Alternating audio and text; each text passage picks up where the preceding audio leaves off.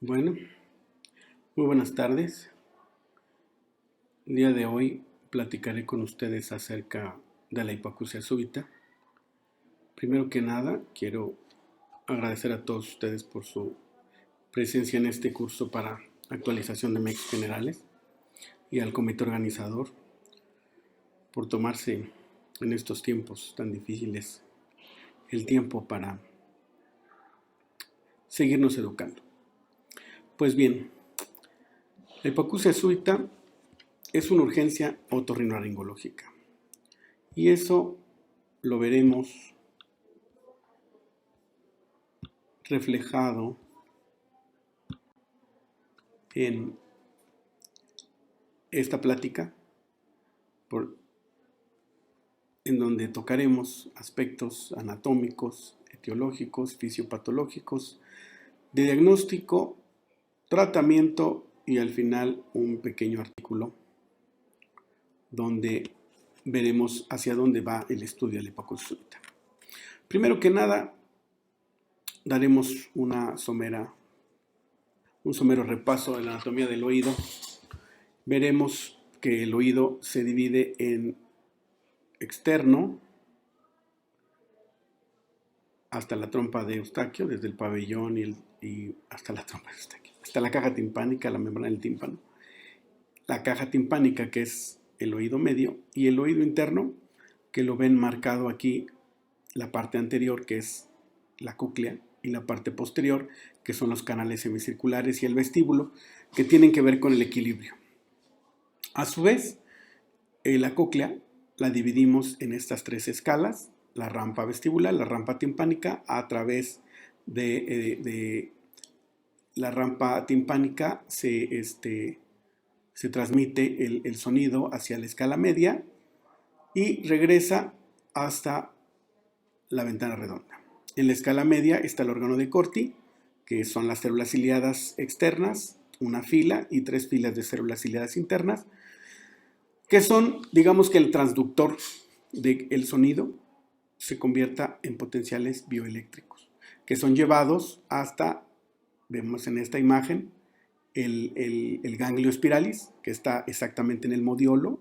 Este es un corte a nivel de la cóclea, y de aquí el nervio coclear. Este es un detalle de cómo se vería el órgano de Corti, las células ciliadas, las internas, las externas, la membrana basal y la membrana de Reisner.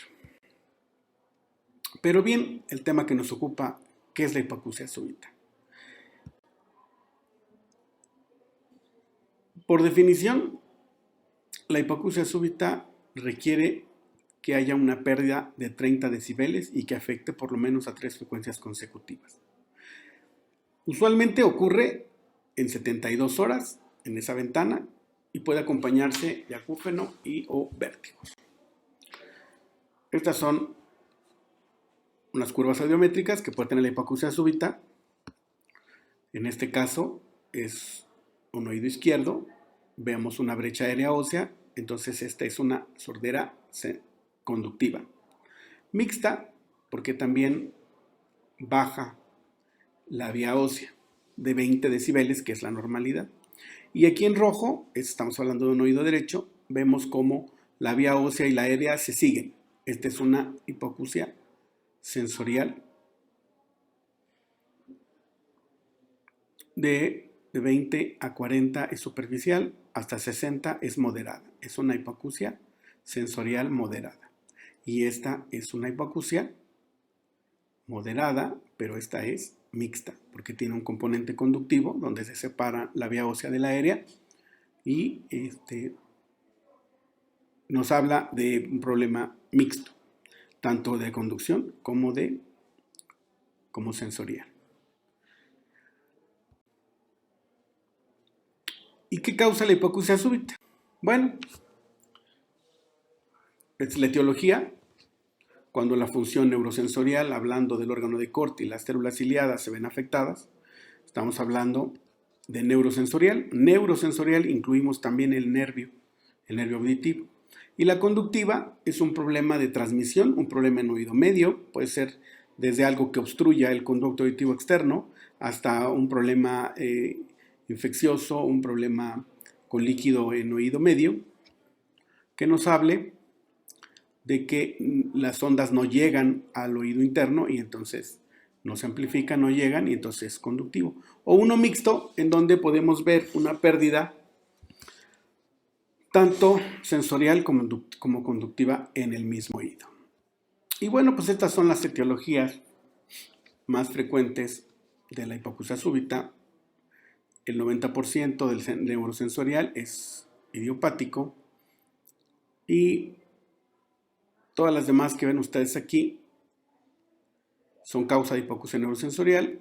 Y de este lado, la porción conductiva, cuerpo extraño, cerúmen, otitis externa, barotrauma, colestatoma, aquí lo veremos reflejado como causas de hipoacusia. Y ahora, ¿por qué se da la hipoacusia súbita? Digamos que hay varias teorías. La teoría infecciosa, la teoría vascular, la teoría inmunológica. Y tocaremos aquí primero la infecciosa, algunas bacterias, virus, que producen infecciones de vías respiratorias altas, usualmente virus, producen un efecto citopático que lleva a la cocleitis, a la pérdida de células ciliadas y células ganglionales, atrofia, y estos son algunos de estos virus que pueden condicionar este tipo de problema y nos dejarán, obviamente, una cortipatía postviral, pero en principio se manifiesta como una hipoacusia súbita. Acuérdense, 72 horas, 3 o más frecuencias de pérdida auditiva.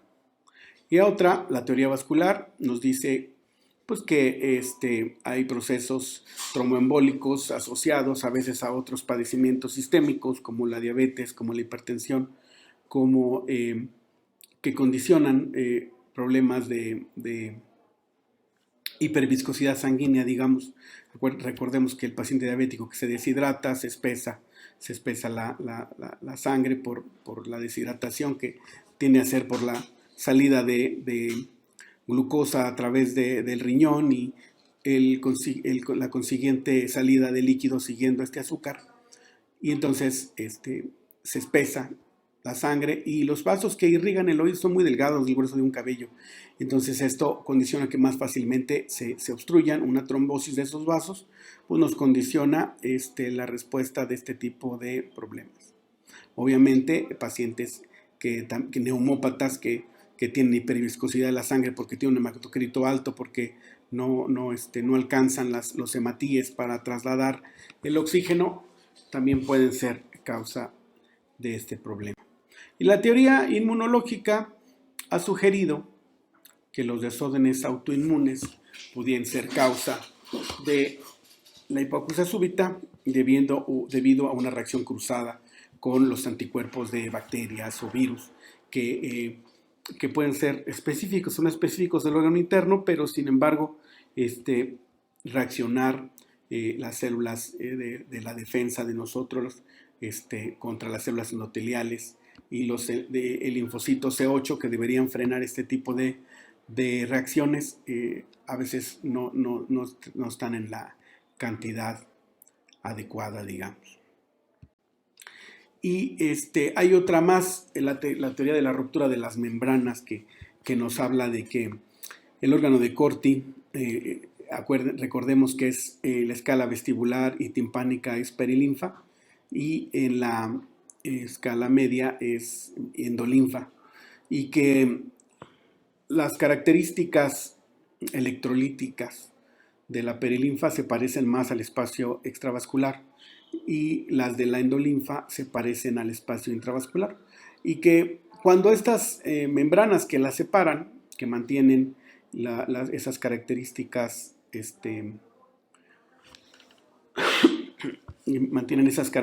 separadas, se rompen, se mezclan este tipo de ambientes, las células ciliadas obviamente se pierden, se lesionan, y entonces esto pudiera condicionar los cuadros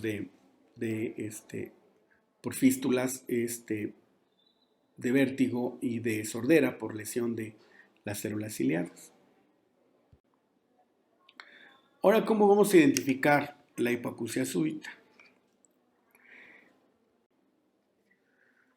Para el diagnóstico, obviamente, como hace un rato les decía, les vamos a preguntar todo esto al paciente, todos estos antecedentes, que nos van a llevar, y bueno, el examen físico, donde vamos a ver el oído externo, si hay infección, si hay trauma.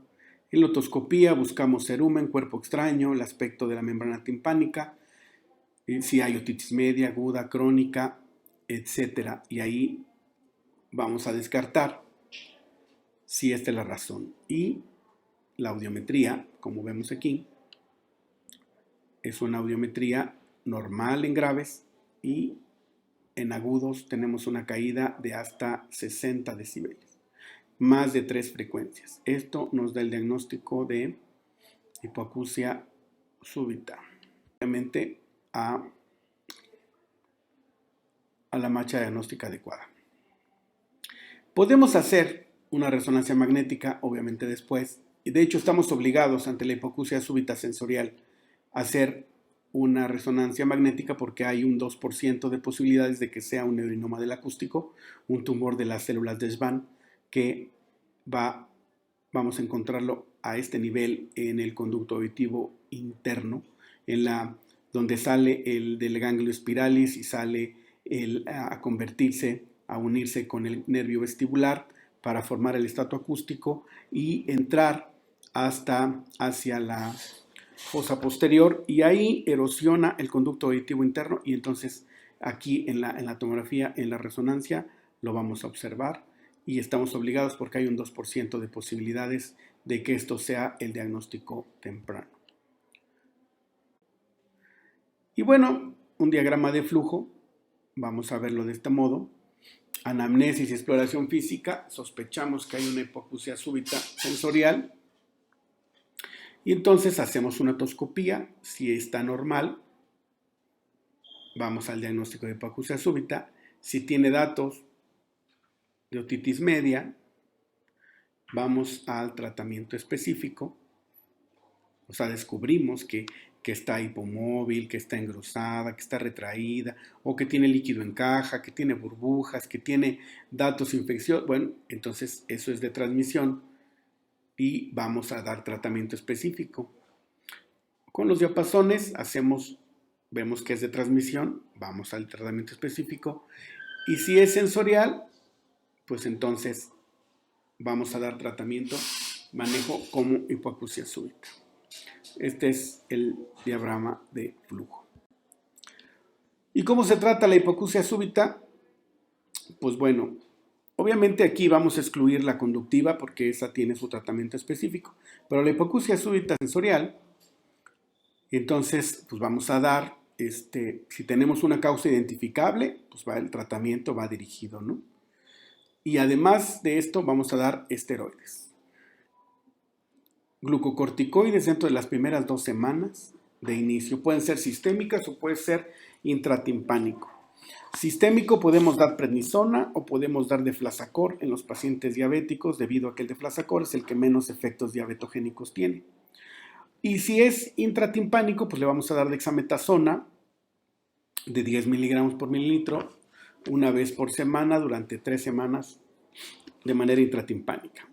Podemos hacer la punción de la membrana timpánica y dejar el medicamento una vez por semana, o se estila dejar un tubito de ventilación y aplicar las gotas. Y obviamente, si pensamos que hay un problema de hiperviscosidad, si hay diabetes, si hay hipertensión, son neumópatas, tenemos que manejar de hidratar al paciente, dar un anticoagulante. Si pensamos que hay un problema viral, podemos dar un antiviral. Y hay quien también da un vasodilatador. Se han escrito muchos artículos acerca de la utilidad de todos los medicamentos y de la inutilidad de dar todos estos medicamentos juntos, pero si aplicamos en la ventana de 72 horas, es frecuente que tengamos recuperaciones de hasta un 40% de los pacientes. Entonces, la verdad es que estamos aún en la frontera del conocimiento en esto. Hay muchas cosas que ignoramos. Hay un artículo nuevo sobre hipoacusia súbita que nos habla de la asociación del factor de crecimiento dependiente de la insulina y, la mayor posibilidad de tener hipoacusia súbita. Este estudio se hizo en Inglaterra, fue publicado en el 2017 y allá en Inglaterra empezaron a tratar a los pacientes con hipoacusia súbita con este factor para el factor de crecimiento dependiente de la insulina, el factor 1. Entonces, estamos en la frontera del conocimiento, hay mucho por conocer aún, hay mucho por saber. La manera hasta donde vamos, pues es tratarlos con esteroide, con antiagregante plaquetario, un vasodilatador y un antiviral. El esteroide, los otorrinos tenemos una gran historia de manejar muchos medicamentos muchos padecimientos con esteroide y dar una dosis de sostén, una dosis tope, los primeros 8 días, aproximadamente 1 miligramo por kilo, dividido en 3 dosis. Hablando de un paciente de 60 kilos, estamos hablando de darle prednisona o deflazacor, 1 miligramo por kilo. Y prednisona, las tabletas vienen de 20 miligramos, pesa 60 kilos. Iniciaremos con 20 en la mañana, 20 en la tarde, 20 en la noche, 8 días. Y un esquema de reducción que podemos darlo quitando 10 miligramos por día, y podemos un esquema de 5 días, que es el alargado de reducción. Entonces empezamos con 60 y los siguientes 5 días vamos a dar 50, los siguientes 5 días 40, los siguientes días 30, divididos en las 3 dosis y hasta terminar con dar un cuartito los siguientes 5 días. Ese es el normal, el alargado, digamos. Y el acortado, que en vez de 5 días es de 3 días. Si lo hacemos de esa manera, los esteroides son nobles de manejar. Vamos a tener problemas, obviamente, si no damos la dosis de reducción de manera correcta, si no le explicamos al paciente cómo se va a tomar los medicamentos, o si no nos aseguramos que el paciente entendió cómo se va a tomar los medicamentos. Podemos tener buenos factores de recuperación, a lo mejor 40%, es en la mayoría de las series. Y obviamente, pues decirle al paciente que va a tener acúfeno posterior y que estamos haciendo obviamente lo mejor que tenemos a nuestro alcance.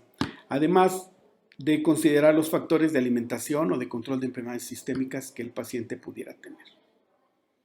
Pues bueno, si tenemos alguna duda, estoy aquí para respondérselas.